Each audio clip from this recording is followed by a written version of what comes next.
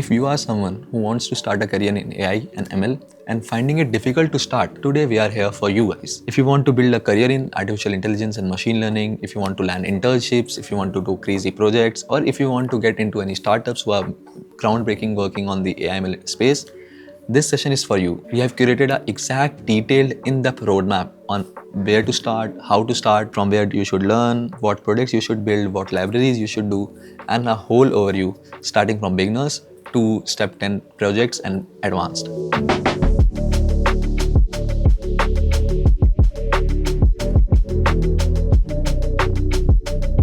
First of all, my name is Syed Zahoor and I'm the Vice President of AIML Club. I have done internships in IIML space. I was a STEM AI researcher at Scale AI Outlier project, and then I am ML contributor at Labelbox, and I have been delivering freelance client in the IIML space from a long time. So today we'll cover how we can do the same thing, how we can do the whole roadmap, and how we can start with the AIML space. First of all, in artificial intelligence and machine learning, you should know Python. The first step is to understand Python. So Python is like you don't need to go very deep in it. Some people start AIML and start in like कि Python ही कर रहे हैं 3 महीने हो गए Python कर रहे हैं. We don't want to do this. First step is we need to clear on Python fundamentals. We need to understand, okay, this code is doing this code is doing this, here in this loop, in this feedback loop, or in this training loop, we are doing this. This is the dictionary. So you need to understand, you need to be very clear on variable, basically on the data types, and then you should be clear on how functions work, how lambda functions work. Then you should be clear on modules, that what does pip install do, so that we can use some built-in modules to fasten our learning. And once you are covered in the syntax, in the data types, in the syntax, in the modules, you should be able to learn with some libraries. You should know some basic libraries in the Python fundamental section. Okay, just like there's a library called request, which is used for taking HTTP request in your project. And there's a library called OS, which is used to take information from the env and basically the file management thing. So these libraries are important. So once you cover Python, the whole syntax, data type, and how we can play on it, loops, modules, function, and these small libraries, then we should go to the next step. So in learning these, you can learn from like wherever you want. CS50 is a recommended resource where you can learn, or you can learn from Free Code Camp Python full tutorial. So after covering this, there's a recommended project that you can build a Python list automation, basically email automation script. So you can use CLI and GUI there, and then you can make a script out of this, so that you will be clear on the request library, on the OS library, and how functions work, how loops works. So this project will be enough for this. Then we'll go to step 2, which is getting familiar with important tools. Once you are done with Python, you know how to write some code. Once you can write some loops, you can make some projects in Python. You need to know how I can use the tools that are available in the market to make use of that projects. So first of all, Git and GitHub are the base. You can upload your code to Git. People from all over the world can see their projects, interact with that, see the code base, and maybe use that. Once you're done with Git and GitHub, as we are learning it for the AIML space, if you know Hugging Face, the place where all the models are deployed, the models are open source, DTS, STT, VLMs, and there's Hugging Face spaces where there are more than 14,000 AI models there. You can, if you need any model, you can just go and search and see the code, use that, and use that in locally in your computer and all that stuff. So Hugging Face is very important tool to learn before learning AI and ML, so that you can utilize them to fasten your growth. Then after Hugging Face, you need to know Jupyter and Colab notebooks in the ML space, basically in the machine learning. How do we use Jupyter and Colab? So how do GPU works there? How do we write code so that we can train them? So Jupyter and Colab notebooks, you should have a basic understanding of how cell works, how the things works. So after learning these tools, we can finally start. When we start machine learning, we need to use so many libraries. We need to use some great libraries for data handling, for the whole data. How do we manage that data? How do we get summary of that data? So there are some important libraries about data handling. That is, we need to know NumPy first of all. NumPy is not a data handling library, but basically NumPy is a library which is used in basic Python also, and in machine learning it is used everywhere. Like if you see, there's a 1,000-line code of machine learning where we have trained a model, maybe 600 line will have NP, that is NumPy. So you need to know NumPy, how arrays are, and how a difference between normal list and NumPy arrays, then how indexing work in NumPy, then performance rule, broadcasting rule, and then you have a list of linear algebra function in NumPy.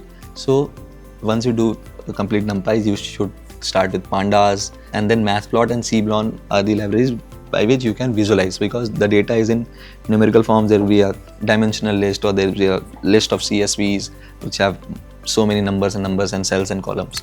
But to visualize that data, to make some graphs, to make some visualization, to understand it on the core, you need a whole visualization.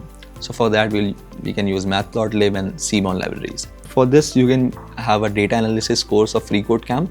It is a good resource. I also followed that in my time, so it will help you with that.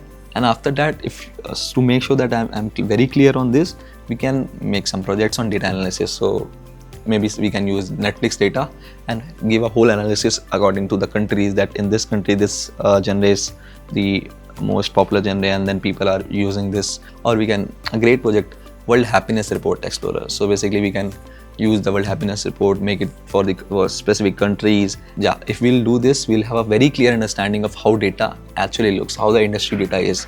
So I will highly recommend कि इन दोनों में से या फिर कोई भी अच्छा data analysis का project आप लोग बनाएं and put it on your GitHub, guys. So that will help you. Once we are done with Python, we are knowing the important tools like Git, GitHub, Hugging Face, and Colab notebooks, Jupyter notebooks, and clear on the libraries, NumPy, Panda. Then we can start machine learning. तीन चीज़ें काफ़ी clear होनी चाहिए. That is linear algebra, calculus, and probability statistics. So once you cover all of these, then you can jump to machine learning, and then you can really understand the core of machine learning. So once we covered the maths, once we covered all these things, we have the resources. You can do maths for machine learning Coursera course. I have shared individual for linear algebra. I have shared individual for calculus, and also probability statistics. So these all resources I have shared and you will get in the description. And once we are done with it, once we are here, we have, believe me guys, we have covered the hard way. ये चीज़ हमने कर ली है. So अब हम really machine learning में घुसेंगे guys, classical machine learning में. First of all, we'll step in machine learning.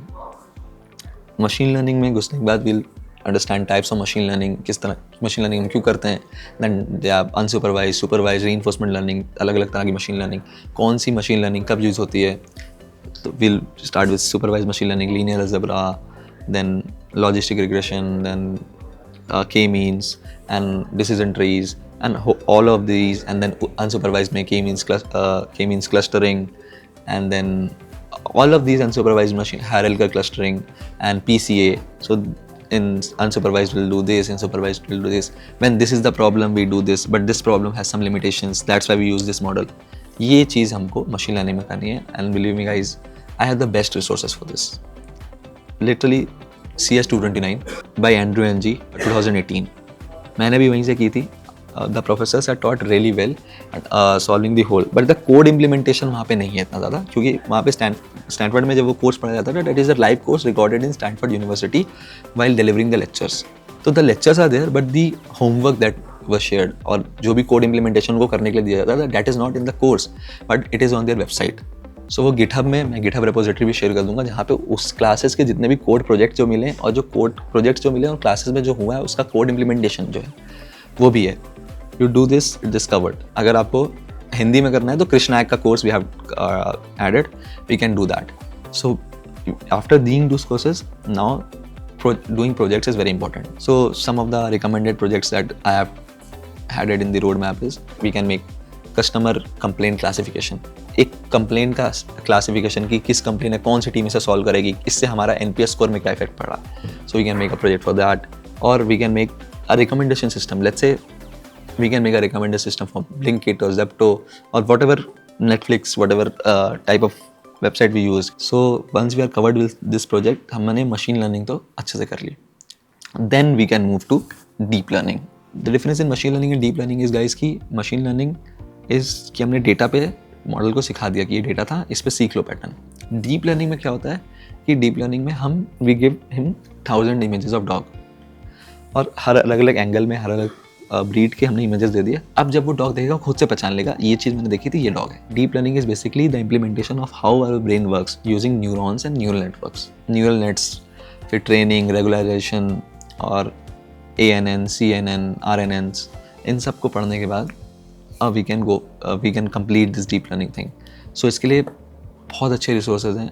CS230 Andrew NG Stanford, और this is a very detailed in-depth course of scalar deep learning, and that is free, and you can also get certification from that. Once you build basic projects like MNIST classifier जो CNN के लिए है, I have recommended a project is कि हम एक movie sentiment analysis बनाएंगे उनके reviews को देख के यूजिंग RNNs and LSTMs.